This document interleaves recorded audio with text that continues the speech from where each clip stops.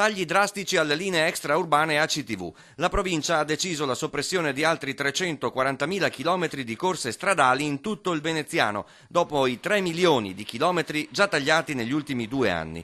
Monta la protesta a Dolo, dove c'è un ospedale. Quello che è più preoccupante per Dolo, specialmente in quanti fanno capo all'ospedale di Dolo da tutta la riviera del Brenta e poi Mirano e infine anche la zona nord della provincia, Marcone e così via, quello che è più importante è che il taglio prevede la soppressione delle linee a partire dalle ore 19 della sera fino al mattino successivo. Secondo ACTV e provincia, su queste linee di sera non viaggiavano più di 5 passeggeri, ma a Dolo dal 12 settembre, nei giorni festivi, saranno sospese tutte le corse delle linee per Vigonovo, Adria, Mellaredo, Piove di Sacco.